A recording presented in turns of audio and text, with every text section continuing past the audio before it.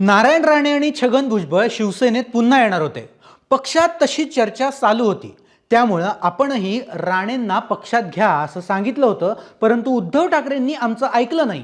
उद्धव ठाकरेंनी रश्मी ठाकरेंचं ऐकलं, त्यामुळे हे सर्व रखडलं, असा गौप्यस्फोट शिंदे सेनेचे मंत्री भरत गोगावले यांनी एका वृत्तवाहिनीला दिलेल्या मुलाखतीत केलाय. यामुळे राज्याच्या राजकारणात एकच खळबळ उडाली आहे. पण हा दावा गोगावलेंनी का केलाय, नेमका विषय काय झालाय हेच सांगतो. पण त्याआधी यावर छगन भुजबळ काय म्हणालेत हे पाहूया. त्यामुळे मी एकदा बाहेर पडल्यानंतर परत काही जाण्याचा माझा काही मुद्दाच नव्हता, समजलं ना. त्यामुळे मी तर तसा काही प्रयत्नच केला नाही की त्यांच्याकडे जाण्याचा. त्यामुळे चुकीचे काही वाक्य माझ्या तोंडात टाकू नका. नारायण राणे देखील जाण्यात इच्छुक होते असं म्हणत अजिबात नाही. भरत गोगावलेंनी केलेला दावा भुजबळांनी खोडून काढलाय.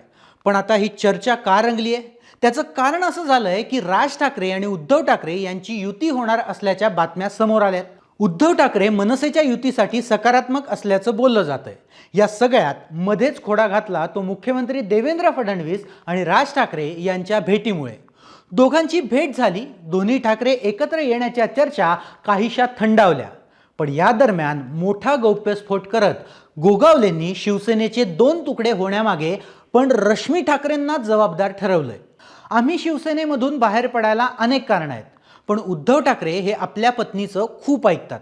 त्यामुळे त्यांनी महाविकास आघाडीची सत्ता असताना मुख्यमंत्रीपद हे एकनाथ शिंदे यांना दिलं पाहिजे होतं आणि आदित्य ठाकरे यांना कॅबिनेट मंत्रीपद द्यायला नको होतं.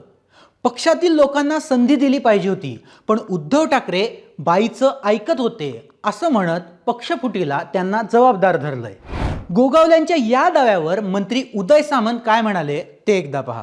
माझ्यासारख्या कार्यकर्त्याला देखील त्याच्यावर बोलण्याचा अधिकार नाही. त्याच्यामुळे भरत शेठना ही माहिती कुठनं मिळाली हे मला माहिती नाही. तुमची पत्रकार परिषद झाली की भरत शेठशी मी चर्चा करेन आणि नक्की त्यांना ही माहिती कुठनं मिळाली याचा अहवाल घेईन. मी फोन करून विचारतो असं म्हणत अगदी सेफ उत्तर सामंतांनी दिलंय. सामंतांनी सेफ उत्तर दिलं असलं तरी पक्षाच्या वरिष्ठांची भूमिका अद्याप समोर आलेली नाही. आता रश्मी ठाकरे यावर काही उत्तर देत आहेत का, एकनाथ शिंदे काय भूमिका घेणार आहेत हे पाहणं सध्या महत्त्वाचं आहे.